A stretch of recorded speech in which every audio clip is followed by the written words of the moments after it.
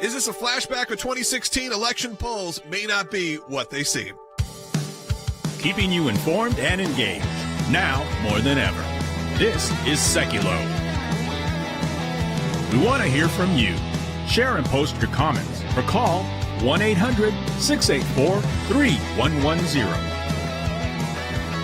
And now your host, Logan Sekulow. Welcome to Sekulow. This is Logan Sekulow. Will Haynes is joining me in studio as well. Phone lines are open for you at 1-800-684-3110 if you want to have your voice heard on the air. We're going to be here a little bit later from some of our ACLJ teams, CC Isle and Harry Hutchinson. It's going to be a packed show, but we are discussing first and foremost the new polls that have come out and some of the concerns that are mainly coming from Democrats that these polls may be a bit misleading. I'm sure they're having flashbacks, as I said, of 2016.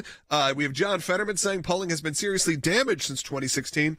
And that's one of the truths, is that Trump is going to be tough in Pennsylvania. And that's absolutely the truth. We also are seeing reports that what they're quote unquote calling the Sun Belt today, which is some of the big swing states, you have Trump leading in those, while you have a national poll that has Harris taking a pretty significant lead. So we are going to discuss all of that, but what it means and what it means for the future of polling and what we're going to see in polling in the future.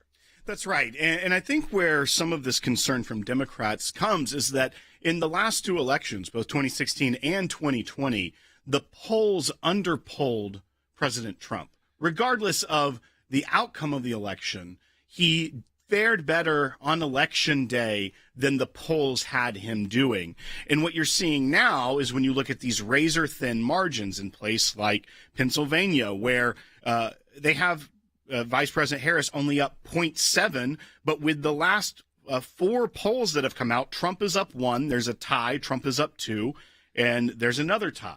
So when you start to look at this landscape and you think about Hillary Clinton being up 8% in the polls in Pennsylvania ahead of Election Day, and then Harris being up only 0.7, it's starting to give Democrats real concern that there's a false sense of security that, oh, you know, she got through the convention, she got through the debate, and we've seen her polls elevate, when in reality, they're concerned that President Trump will do as he's done in the previous two election cycles and outperform the polling numbers. Yeah. And when it's a razor-thin margin, that leads to potentially a landslide for President Trump. Yeah, we live in a weird world where I think the polling system is probably completely broken. Will sent me a pretty interesting article over the weekend about how some new firms are starting to implement AI technology into their polls and how they've predicted some elections within a few hundred votes using AI. I think that's what's going to come out of this.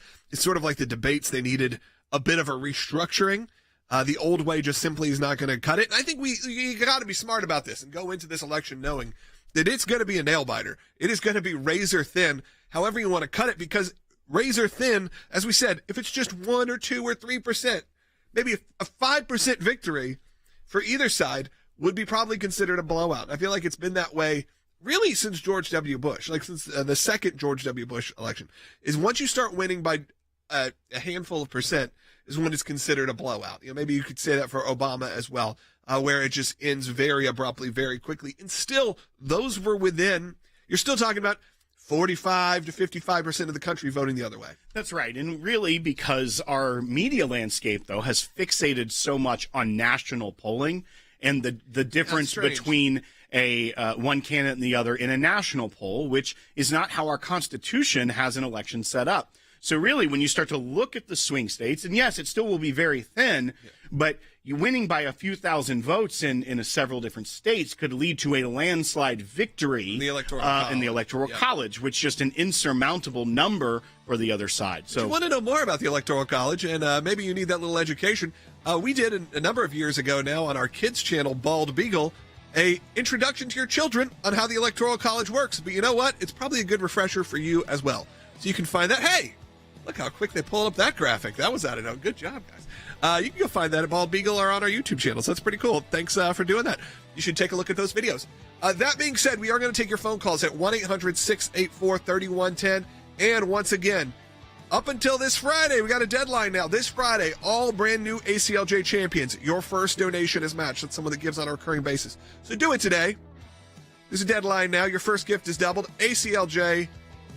And again, phone lines are open for you at 1-800-684-3110. Put in the comments where you're watching from. I'd love to read it. Be right back.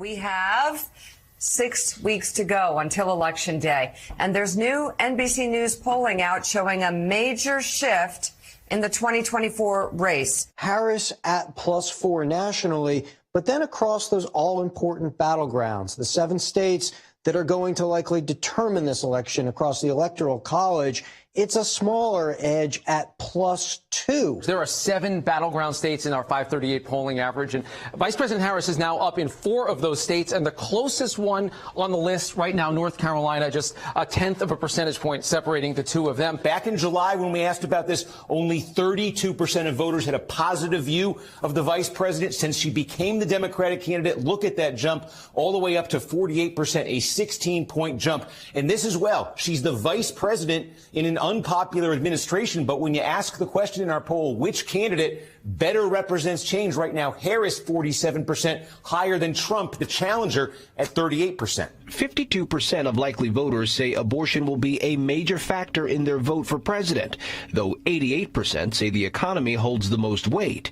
The vice president is narrowing her deficit with Trump among those concerned about the economy, though 59% still think it's bad. On the border and on immigration, when Biden was the candidate, it was a 35-point edge for Trump. It's 21 now. Look, the economy, when Biden was the candidate, 22. It's 9 now. So, again, you're seeing the progress that Harris has made from where Biden was on a lot of these questions and with a lot of these groups. She is sort of, we say there was slack in the Democratic coalition. There were other issues, too. You could see that, sort of repairing that is why she is ahead in our poll right now. Although, again, as I say, the fact that Trump still has these advantages on the border and on the economy certainly do keep him in the game.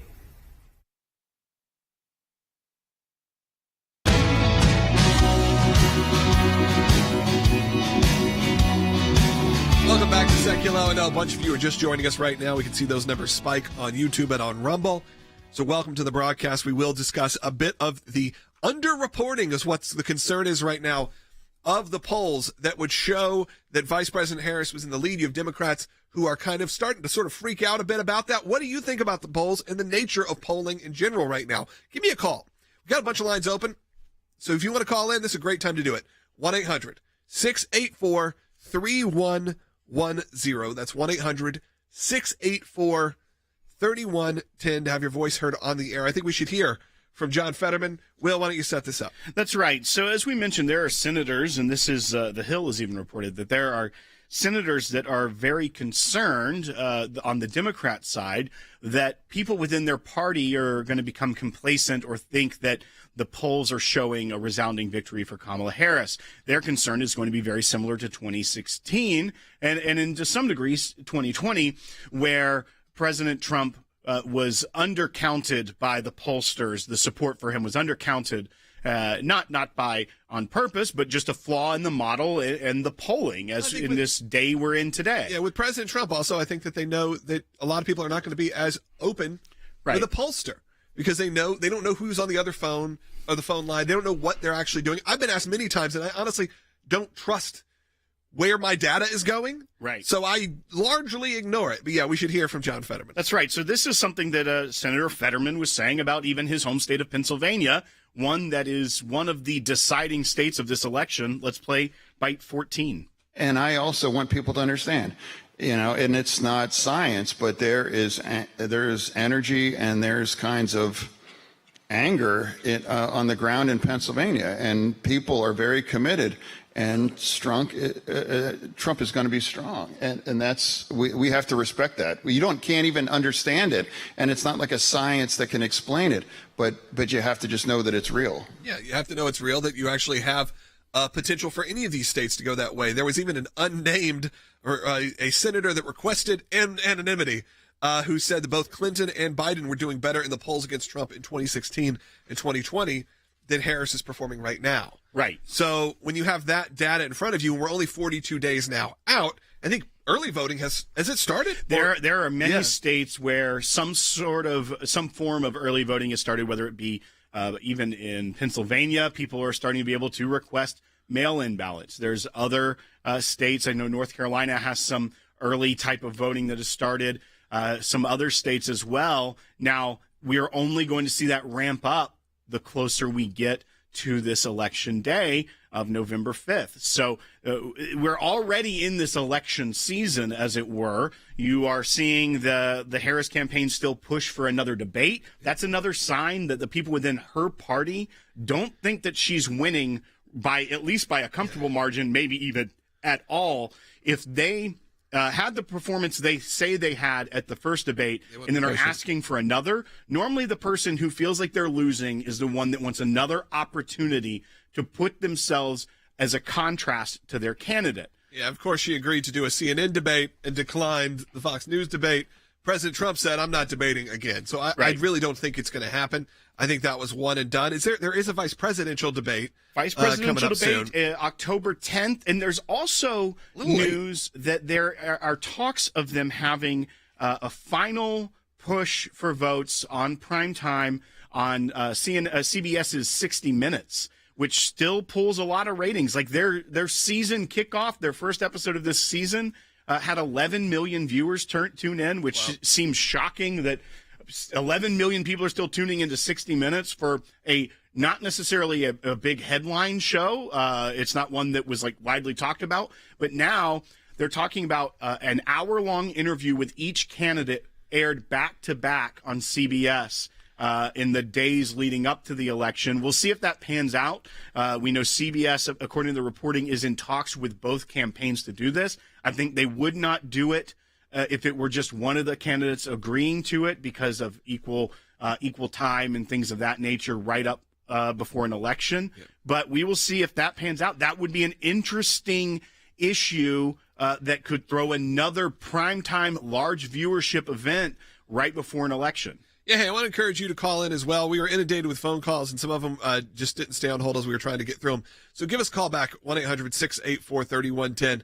There are a few lines still open, 1-800-684-3110. And I did want to clarify, the vice presidential debate is actually going to be happening next Tuesday, October 1st. So just a little bit of a clarification there. Let's go ahead and take a phone call. Let's go to Rachel, who's calling in New York on line 1. Rachel, watching on YouTube, which we appreciate.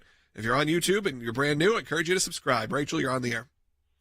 Hi, and thanks for your work. I just have a quick question. Who are they polling, and how big is the group that they're polling?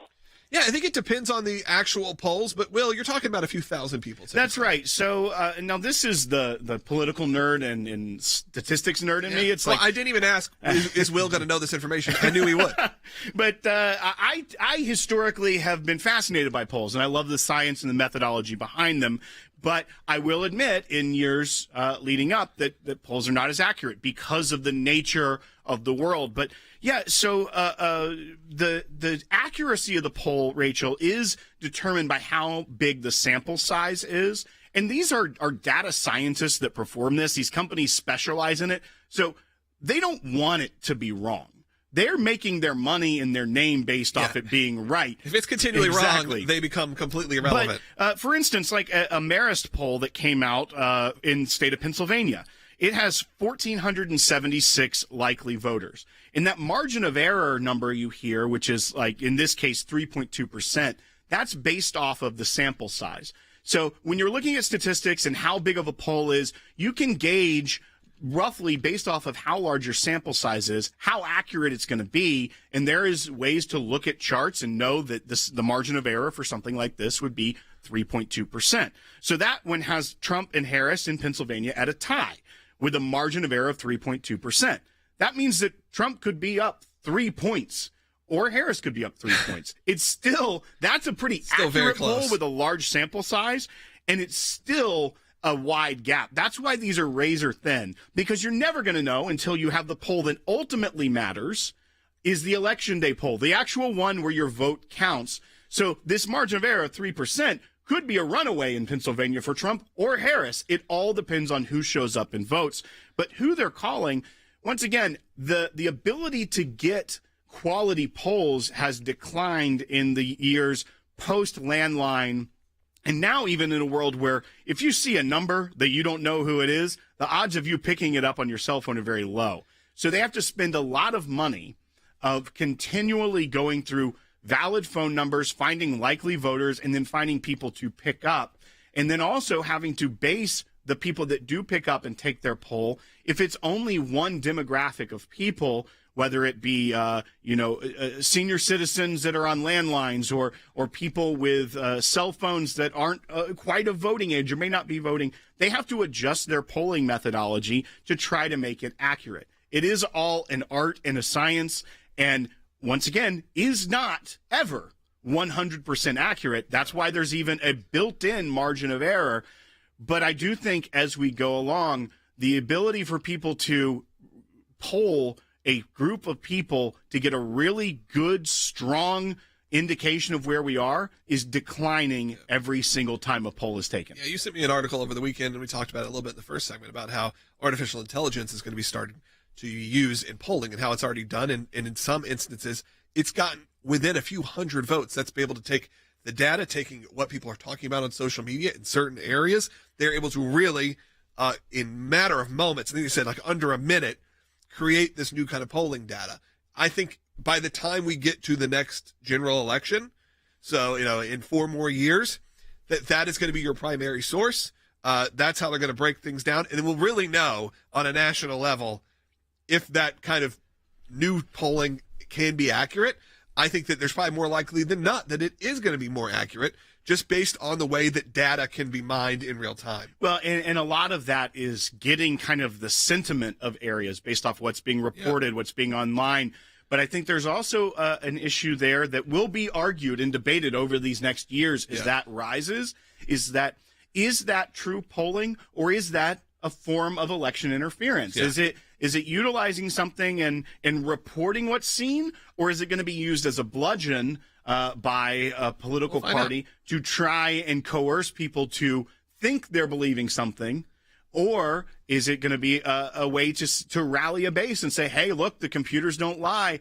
I think that's where we're going to get into a new frontier, as it were, in the polling and political reporting landscape over the next few years. Well, yep, no matter what we're talking about on this show, I want to encourage you to support the people that are behind the scenes that are continuing this fight, whether that's in the law or whether that is in the media. So right now, our fight to protect life, religious freedom continues on multiple fronts. You're going to hear about that coming up in the next segment. We're going to talk about how the ACLJ is out there right now, whether we're defending Israel, whether we're defending Christians on death row in Pakistan, whether we're representing, you're going to hear about Operation Rescue, the pro-life group, and how they were being targeted by the U.S. Army. And just sent a demand letter to Ashley Furniture after they started forcing an employee to skip church on Sunday to work. We're going to talk about that coming up a little bit later. And again, if you want to be an ACLJ champion, this is a great time to do it, because now until Friday, your first gift is doubled. It is matched by another ACLJ champion. We'll be right back. There was a training slide at Fort Liberty in North Carolina, formerly Fort Bragg, that was put out on Twitter. An independent journalist was able to get this from someone at the base, and it was a training slide that labeled pro-life groups as terrorist groups. They had the logo of Operation Rescue, a group that ACLJ has throughout our career stood with and fought for in many ways, and then obviously National Right to Life. And even with the image of the New York Choose Life vanity license plate you can get to show your support. When we first talked about it, it had not been verified, or the Fort Liberty had not said, yes, that was actually a training slide. So that's why we said, yes, we're going to wait for that confirmation. But the sad thing was, it didn't shock us if it were truly a true slide. And now we know, in fact, that it was a true slide used at Fort Liberty for training. That's right. This was drafted by Senator Ted Budd of North Carolina. So the base is in his home state. It's appropriate for him to take the lead on this, and we're very pleased that he did. And with 22 senators and 66 members of Congress also signed this letter with him. So a very strong showing from members of Congress, but also we over at ACLJ Action, our colleagues there, signed on to the letter as well. So endorsing this, supporting the inquiry by Congress as well. We're going to do our own FOIA to try to get information that we can get public awareness about this. And they point out, look, you want to know who claims to be pro-life? It's half of Americans claim to be pro-life. So basically, the DoD, Department of Defense, is training their military personnel to identify half of Americans as terrorists if you hold a pro-life view.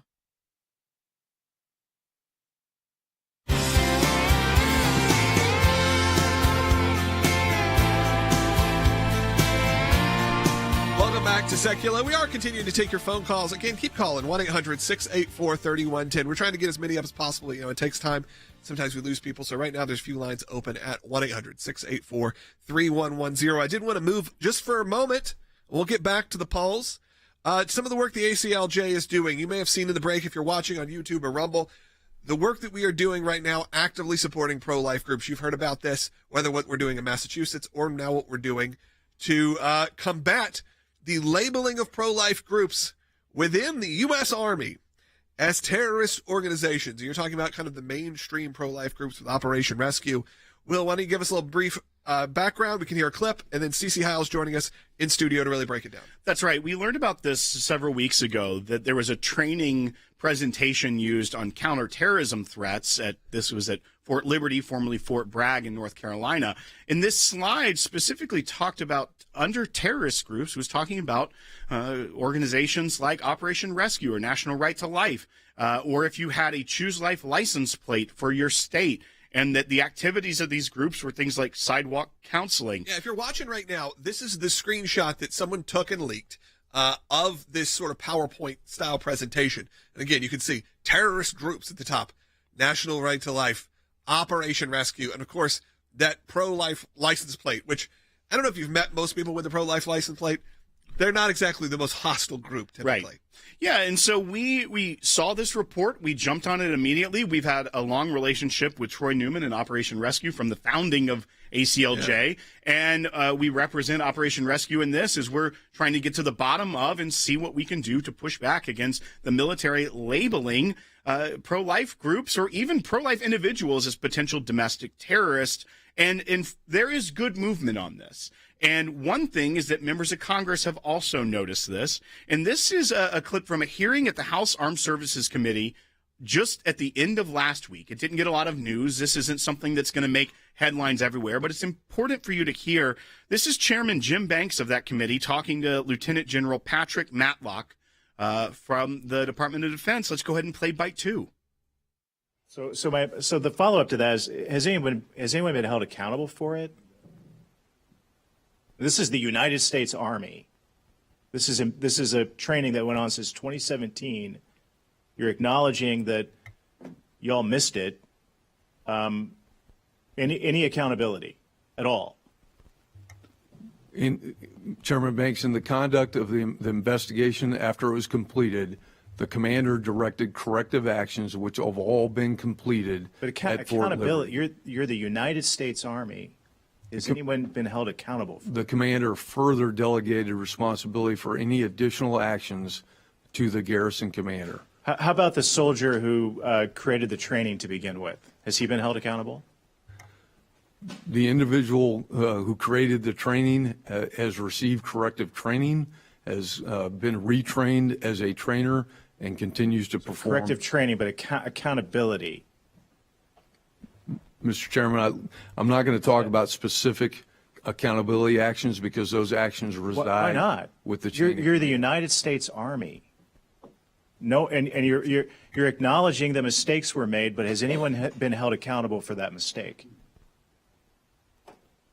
Again, Chairman, I'm not going to describe specific actions taken because those actions reside with the chain of command, and it's our policy not to discuss those. Yeah. So action taking place. Cece, I want to get your response to that, and also what the ACLJ is doing. So I'm going to interpret that as no accountability has happened for that. And further on in that hearing, what is also disconcerting is that he basically said, according to Representative Mills, that they have no idea whether it's going on at other bases or locations in the Army, and they have no idea whether it's continuing now or not. But what we do know is that at least 10,000 soldiers at Fort Liberty received this training that says if you are pro-life, basically just a general swath of if you are pro-life, if you believe in the sanctity of life, if you engage in sidewalk counseling, if you have a Choose Life, license plate, that you are a terrorist. That is what they are calling you, a terrorist. And our military is being trained on this.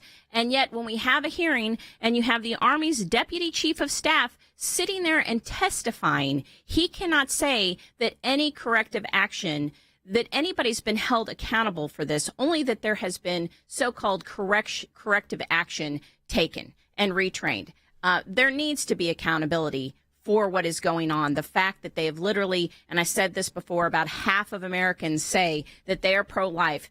For the DOD, the Department of Defense, and the Army to be training these people, that half of Americans are terrorists because we believe in the sanctity of life, is atrocious. Yeah, we found out about it just because of that leaked image that came out, and this has been going on for years. So it took someone brave enough to finally take a picture, leak it out, and say, this is what's happening here, because if not, we would have never known. And it was going on, like I said, for years and years and years. And, of course, one of the big labels is Operation Rescue, and we're representing them. Right. And the whistleblower has said, after he brought this to everyone's attention, he's had calls from bases all over the country saying, yes, they did indeed receive the same kind of training. So hopefully our FOIA that we filed immediately when we got news of this will help uncover really what's going on in the military. And you can understand, there's a chain of command. They don't want to speak up. They don't want to cause a ruckus related to this, especially if it's not an issue that they're willing to, sacrifice for, because there could be also a very big negative reaction from the U.S. Army if you bring this stuff up. But someone took the right way to go at it. That's right. And as we mentioned before, we are representing Operation Rescue. We've already sent a FOIA and also a demand letter to the base to try to get more information and to get them to stop using this. As far as we know, that this training, and as the military brass that spoke at the hearing on late last week have mentioned, that they are no longer using it. Yeah. The problem is we don't know where else something like this is being used and how there is a continued targeting of pro-life Americans at a time, one, where it's a very big issue in our country, where we know that the real targets of terroristic activity many times are crisis pregnancy or pregnancy resource centers. We've seen that in the aftermath of Roe v. Wade being overturned. And really, the audacity that the Army would label them as domestic terrorists has to be stopped. Yeah, absolutely. We're going to be getting back also to the conversation about the polling. So if you're just tuning in, I know a lot of you are right now, stay tuned. We're going to discuss that in the next segment. Before we wrap up this half hour of Sekulow, we do have a second half hour. So if you don't get us on your local radio station, make sure you're watching us anyway on YouTube, on Rumble, on all the different outlets. You can go to ACLJ.org to find it. Maybe quickly, though, CC, we only have a minute here. The FOIA situation, which is the Freedom of Information Act request.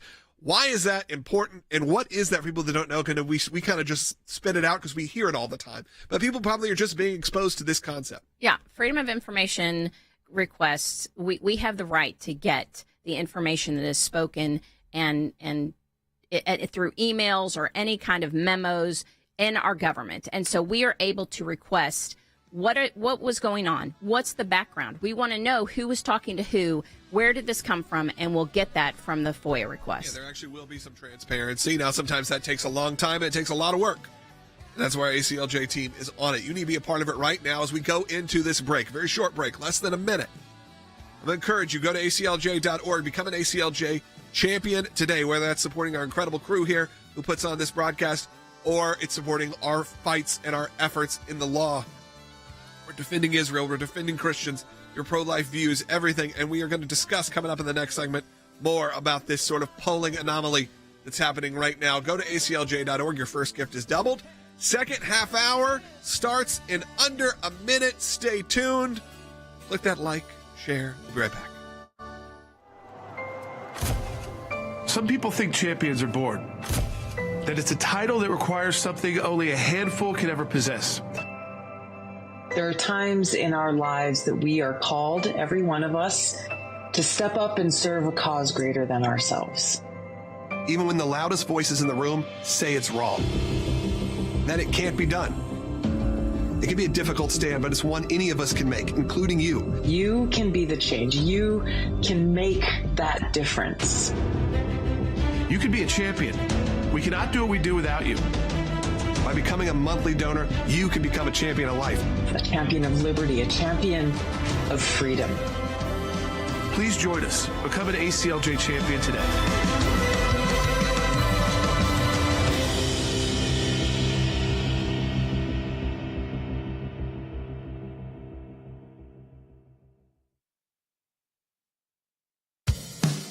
Keeping you informed and engaged, now more than ever.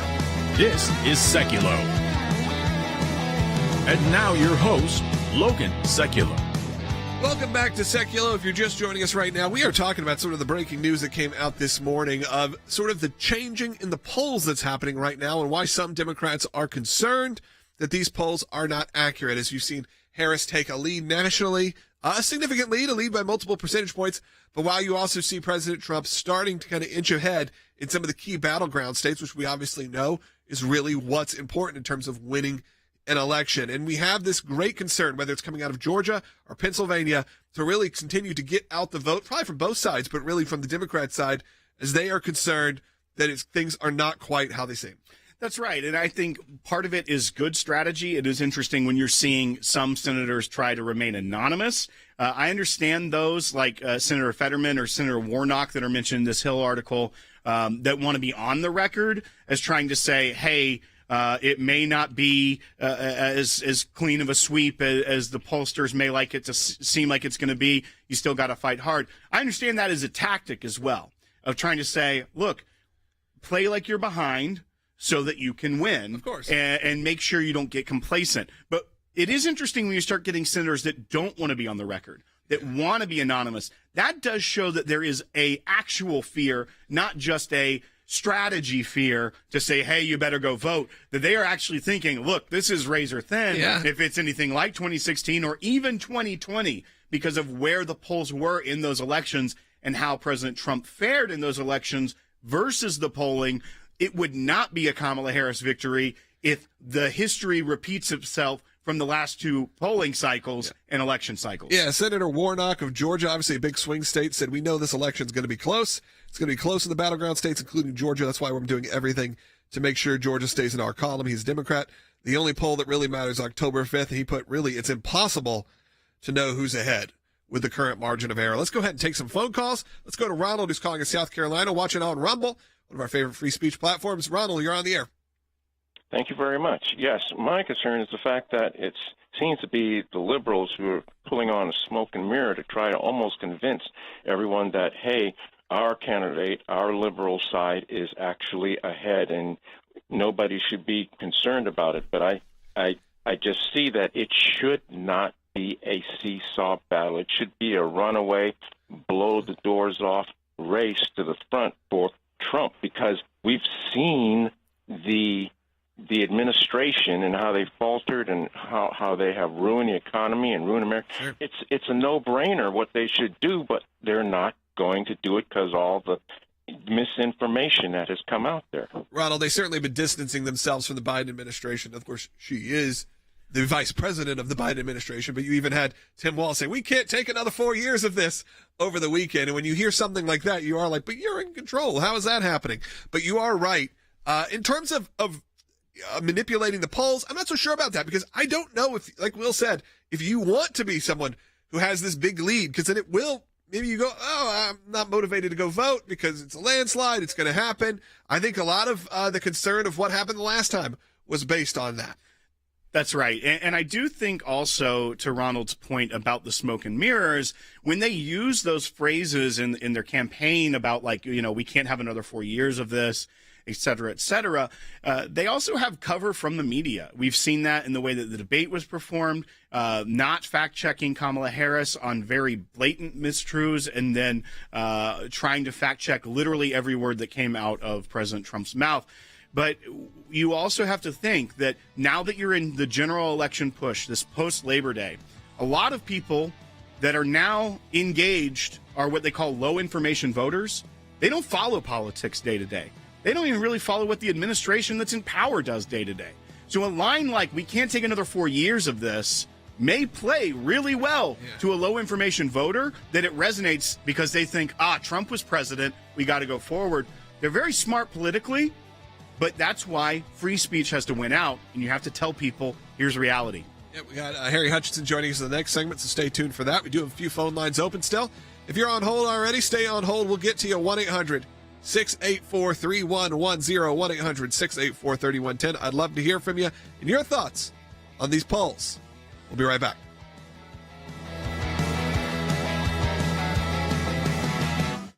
This weekend, Hezbollah launched more than 100 rockets, drones, and missiles at northern Israel. Most of them shot down by Israeli defenses, but a few made it through. And overnight, Israel carrying out hundreds of strikes inside Lebanon, hitting this building that allegedly belongs to Hezbollah. The Lebanon-based group today saying they are entering, quote, an open-ended battle of reckoning. The IDF now warning that extensive, precise strikes aimed at targets across Lebanon are far from over, and that civilians around them should flee. The IDF confirming it has taken down 6 senior Hezbollah commanders, including at least one on the State Department's most wanted list. The State Department is now telling American citizens to leave Lebanon, quote, while commercial options still remain available, as Israel says bombardments will continue until their goals are met. This is an escalation of that conflict, which is regional and could become global. Strategically, there's a couple of things to keep in mind. Hezbollah is the largest surrogate of Iran in the region, and Hezbollah is sort of Hamas on steroids. Israeli Prime Minister Benjamin Netanyahu writing in a statement today that Hezbollah has not stopped attacking Israel since October 8th of last year, and that Israel will do whatever is necessary to restore security to its borders. No country can accept the wanton rocketing of its cities. We can't accept it either. You can't continue to be with Iran and have a safe Lebanon, because if you continue to fire rockets at Israel, that will come at a catastrophic cost for Lebanon. We're not there yet. We're still messaging, and this is still on the brink. Truly, and I say it as the president of Israel officially, and I say it outright because I know we don't want war. But if it's waged against us, we go all the way. And a U.S. official telling me just moments ago that in the coming hours, Israeli airstrikes will be ratcheting up substantially.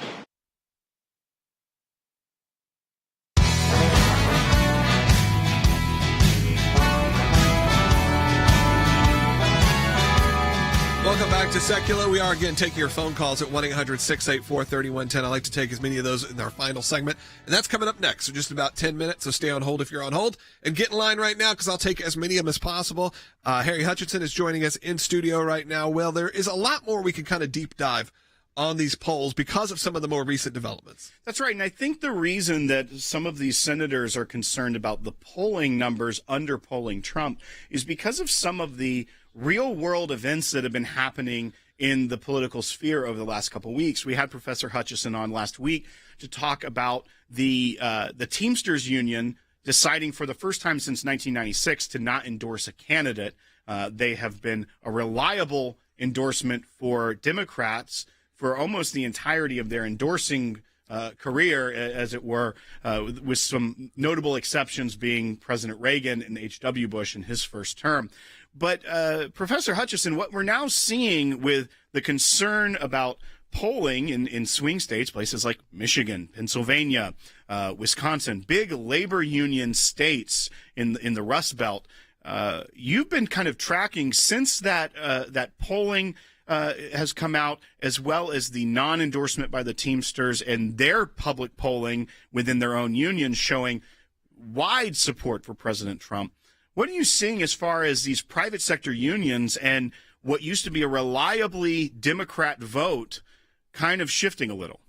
Well, essentially, the fundamental question is whether or not blue-collar workers, working-class workers, are better off today than they were 3.5 years ago. That question came up, at least tangentially, in this month's presidential debate. Kamala Harris ducked the question, but blue-collar workers are answering the question. They have seen real wages decline, whereas under Trump, real wages rose by a roughly 15%. Meanwhile, Kamala Harris is supporting a fracking ban in Pennsylvania, although she denies it. She supports green energy. And the green energy mandate has adversely affected the automobile industry. Why? Because demand for electric vehicles is declining, leading to layoffs. And then you have the Teamsters non-endorsement of the Democrats, in part because almost 60% of Teamsters workers support Donald Trump. They recognize what many economists have recognized for the last 3 or 4 years. The Biden administration has delivered inflation, the tripling of mortgage rates, the rise in food prices, and so many Americans are worse off. Consequently, blue-collar workers are shifting away from the Democrats, and the Democrats should not be surprised. Their policies are indeed working to their disadvantage. And they're certainly not working for the union. I mean, I think that's something that should not be really undercut of how important that was, in the fact that for the last 20-plus years, there's been an endorsement of a Democrat president by the unions, by the Teamsters, and this is the first time in decades where they've said, we're not going to get involved because like you said, our numbers are split. And really, when you look at it, the numbers were leading to Trump. Not something you usually expect from a Republican, not exactly the most pro-union typically, but you also have Donald Trump, a very different candidate, one that's been working in New York and working with unions his entire life and clearly connected in a different way. And they, like you said, they've seen how things have changed the last few years. Absolutely. And if you look at the Trump administration, what did they do with respect to foreign imports? The Trump administration imposed tariffs, yet real wages rose for working class Americans, contrary to the claims of Kamala Harris. Now, one of the things that I would say on behalf of Kamala Harris is that she doesn't understand economics, number one, and number two, she has a distinct inability to explain economics to working class Americans. And she talks about our ambitions and our aspirations, and Americans are optimistic. But what is she going to do to deliver a cut in egg prices, in food prices, in gasoline prices? Meanwhile, her energy policies, for instance, on fracking, she wants to ban fracking, although she now denies it.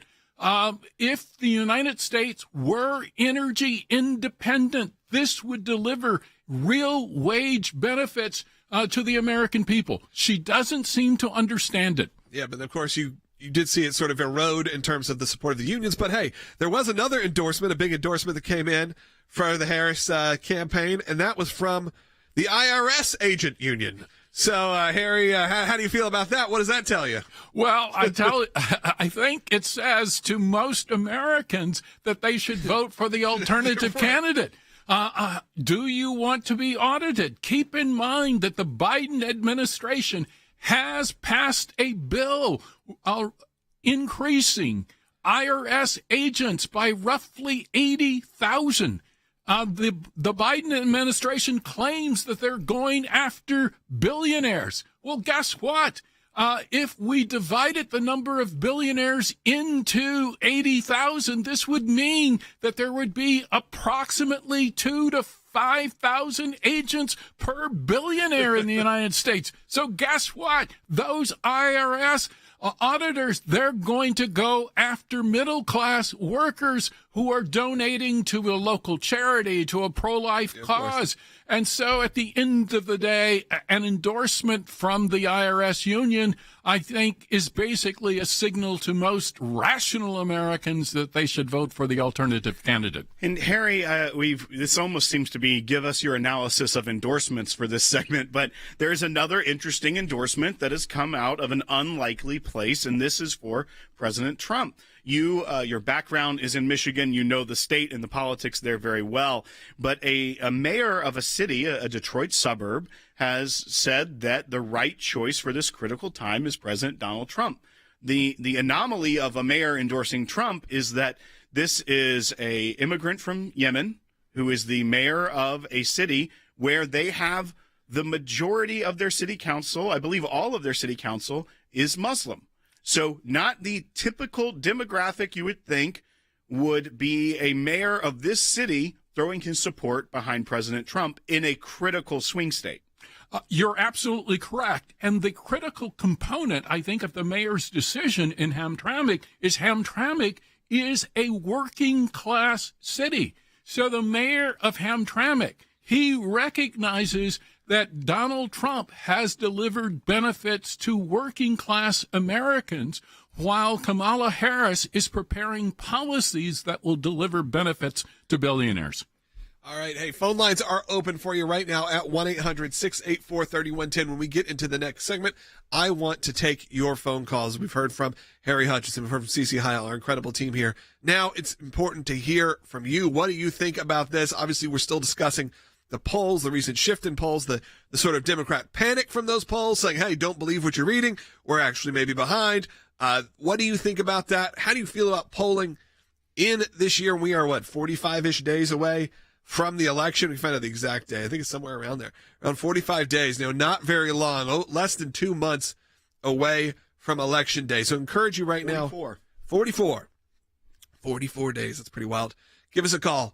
1-800-684-3110. Got 3 lines open right now for you. 1-800-684-3110. Also, no matter what we're discussing, whether it is the election, whether it's election integrity, whether it is our incredible broadcast team here working nonstop to produce this incredible broadcast, whether we are defending Israel, whether we are fighting for the rights of pro-life organizations in the courtroom or here in the media, we need you and we need your support. We're not supported by major sponsors. We're not supported by any other way. We're supported by ACLJ donors and ACLJ champions. And a champion is just someone who says, hey, I'm dedicated to giving each and every month on a recurring basis. You can set it and forget it. Of course, you can cancel it at any time, but we encourage you to do that. Your donations are tax deductible. And what's very cool right now, until the end of this week, the first donation made. So you go up there and you set up your recurring basis. You become an ACLJ champion. Maybe you've been thinking about it, and over 21,000 if you have. You set up that first donation. Say it's $50. Well, the first donation that goes through, there's someone else ready to match that $50, and it makes it effectively $100. So do that right now. And you don't have to do $50, you do $5, and it becomes $10. It's still, I encourage you to support the ACLJ, be an ACLJ champion of life, liberty, and freedom. Again, we have a lot going on. We're going to discuss more tomorrow about some of the new work the ACLJ is doing to support Christian workers in America, those who want to practice their faith openly and want to be treated with respect. And we are currently working with major organizations to make sure that happens. We're talking about Walmart. We're talking about some of the biggest brands in America to make sure your rights as Christians are protected. So I encourage you right now, become an ACLJ champion, one of our recurring donors today. 2 lines still open. So give me a call. I encourage you to do that at 1-800-684-3110. If you're watching on YouTube and you're brand new to the broadcast, I'm going to ask you to hit that subscribe button. If you're not new, hit that like, a little thumbs up. Know that really does help us. It helps get the word out about independent media like ours. It's putting out new and different kind of broadcasts that are breaking from traditional norms. So hit that thumbs up. Hit that subscribe, whether you're on Rumble, on YouTube, on Facebook, or on X, or on aclj.org. We'll be right back with your calls. Union leadership is now primarily concentrated where? In Washington, D.C. So most large labor unions, they have their headquarters in Washington, D.C. They traditionally have supported the Democratic Party, but in the past, the Democratic Party used to support the interest of working men and women. The Teamsters almost covered themselves by releasing the data, but declining to endorse when there was a clear favorite among their rank and file. Now, there's still 30%. I guess they could make the case, but I think they should have changed the sentence in their press release to say there was no universal support for either candidate. Right. But they didn't. Yep. And it shows that they still had to pay some lip service to the Democrat Party that, look, we're not completely abandoning you, us, the leadership of the Teamsters. We still want to be in your good favor going forward. But we're not going to remain the leadership if we make that endorsement. Right. I think that is exactly what happened. If the actual members of the union were able to vote for their leadership and they made an endorsement like that, I think they'd end up with a leadership that would start endorsing Republicans, and the entire mindset and shift of these unions would be once and for all done. I mean, it would be the idea that these are just Democrat strongholds. It's not true anymore. The numbers bear that out. But the leadership is still from the old school that is concerned, that the Democrats will somehow punish them, really punish them if they don't at least do what they can. So don't make the endorsement, even if your members are, 60-30 in support of Donald Trump. Give Donald Trump a different standard. Even though Harris was willing to sign all the things that the national leadership wanted, they still would not make the endorsement because so few of their members actually support her for president.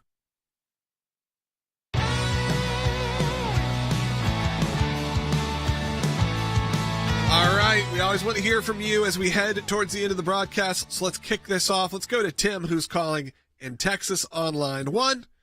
Tim, you're on the air. Last week on Gutfeld, President Trump, which, by the way, I thought was extremely relaxed and one of the best interviews that I've ever seen, I was shocked to see that the polling of Christians, basically born-again evangelical Christians, while they poll really well, they don't go and vote. And I wondered if this is the research that you see as well, and if there's a way that we can improve the messaging that Christians can't just sit on their hands anymore. Yeah, I mean, I think that's something we've been engaged in for a long time. So you got to get activated, you got to get motivated, regardless of where you land politically. That be encouraged to get out and vote. Whether if in this broadcast reaches probably a majority evangelical audience still, and I want to encourage people for sure to get engaged in their local elections, get engaged in obviously the presidential elections. Do I think that it's a little disheartening for Christians and sometimes? Sure. Do I think the church is much more split than it once was in terms of engaging, not necessarily in politics, but engaging in culture? Yeah, I think that there's a nerves that goes on within the church. I think also, again, with these polling, I think what you're seeing is a lot of Christians and a lot of people in general just not wanting to engage in the polls. Right. They may be getting out there and voting, but they just don't know where their information is going. I know for me, whenever I get a text or an email or even a cold call saying, hey, we want to do a research poll with you right now, which happens quite a bit, I almost always hang up, ignore, do that, because it always feels like that this is a push poll. This is going from somewhere else. I don't know who the source is. We live in a time where your information can be used against you very easily. So I don't do it. So, Tim, I think there's some of that as well. But I do encourage people to get engaged in their elections, get engaged in there, especially in the local side of what's happening. You may be disenfranchised by both Trump and Harris and going, well, why do I even want to get out there and vote? But if you really look at the issues, you'll know where to land, and also get engaged in your local. And I also think, to Tim's point, though, that's been a concern that is a base you need to activate for decades, our entire life. I mean, the entire reason organizations like the Christian Coalition were founded was to try to engage Christians in the political process and to vote. Yeah. Because many times you can see an issue where a Christian voter may be like, I'm not putting all my chips in the stack of needing the government to provide for me, which I completely understand and agree with, that, God is the one that is my ultimate authority and that will take care of me.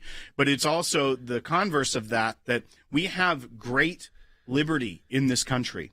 And the First Amendment protects our speech, our religion, our right to associate, things of that nature, that it can almost be I have the First Amendment. I can engage in my faith and my life and my family and those around me, but not understanding the ways that things like we see at this military base, where they're training members of the armed services that your religious conviction, that life begins at conception, and that we must protect life, could get you labeled by this government and our U.S. military as a potential terrorist. Those are the reasons that Christians need to be engaged in the political process, because while our right to worship as we please may be protected by the Constitution, don't believe for a minute that the nefarious corners of this government aren't looking for ways to take away the way you practice your faith. Absolutely. We got a call related to that. Let's go to Bill, who's calling in Wyoming on line 3. Bill, you're on the air. Hi, thanks for taking my call. I served in the military, okay? Thank you. And I, among others, have wound up being in a position of being, let's say, the odd man out when they assembled a project to be done. And what would happen was that the supervisor would come along and say, hey, look, we've got this situation here where we need somebody to cover it. We'll train you. We'll get you to work in it and take care of it. So as far as I'm concerned, this general, he is part of the chain of command, and he should have sent out an order and said, look, remove this instructor from his position, train him in another place where he can be more effective. That that would take care of the problem as far as I'm concerned. And Bill, there's actually more concerning sound. We don't have time to play it, but I'll read you a little excerpt where Chairman Banks presses that lieutenant general even further and asks, has any of the 10,000 soldiers that were misinformed that if you're pro-life or have a pro-life license plate, you're a potential terrorist, have they been told they've been misinformed? His response to the chairman was, in our investigation, based off surveys that we did with the soldiers, none of them, they did not have a misperception about the nature of those organizations. That wasn't the question that was asked by the chairman. Said, did you tell them they were misinformed? And he responds with, no, they have not specifically been told that they were misinformed. So this isn't over. We're going to keep fighting for our client, Operation Rescue, and we're also going to keep pushing against the military to say, look, you're not done. This isn't just something you can sweep under the rug by saying we're not doing it anymore. Yeah, when you're labeling someone a terrorist, right, it's a bit different than just even saying, hey, these could be. It's not even saying radicals. It's saying the word terrorists. That's what that graphic showed. Let's go ahead and continue on. Let's go to Michael, who's calling in Florida on line 2. Michael, you're on. Gentlemen, I understand that polling and a political season is pretty fluid. However, I think because the candidates, the choice is really stark in between A and B. But when it comes to polling, and call me a cynic or at very least a skeptic, is there one or two polling charts that you would at least feel reasonably? Michael, I don't know about specific polling charts, but there are some that create averages. Well, that's why, like Real Clear Politics, they do an average of the polls. Honestly, when you look back at even the last election, the most accurate polls missed it by 2%. So that's still a margin of error, and they can claim that. Look, we put in the margin of error.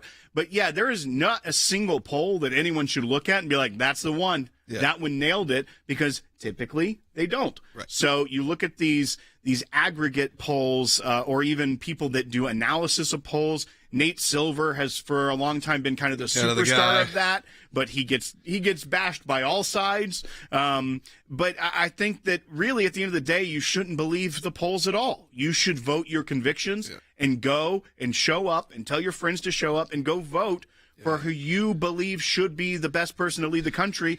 And for your congresspeople, your secretaries of state, we know how they've been meddling in these elections recently by trying to get people on and off ballots. You have that ability in this country to affect change and to talk to people. Do it while you can. All right, hey, let's quickly take John in Texas. John, you got like 20 seconds because we are running out of time. Go ahead, though. Yeah, primarily I was talking about the presidential debate. Why would he weaken himself by not accepting the challenge with Kamala? Rather, put her on the defensive by saying, look, you pick the network, CNN, fine. I'll pick the moderators, and let her say why she won't do it. I mean, that's an interesting. Much stronger. Yeah, I'm only cutting you off, John, because we're running out of time. It's an interesting idea. Unfortunately, that's not really how it works, and it's not how it's going to happen. She turned down a Fox News debate. He was offered a CNN debate. It's just very clear. The handwriting is on the wall of why they want to do it in certain ways.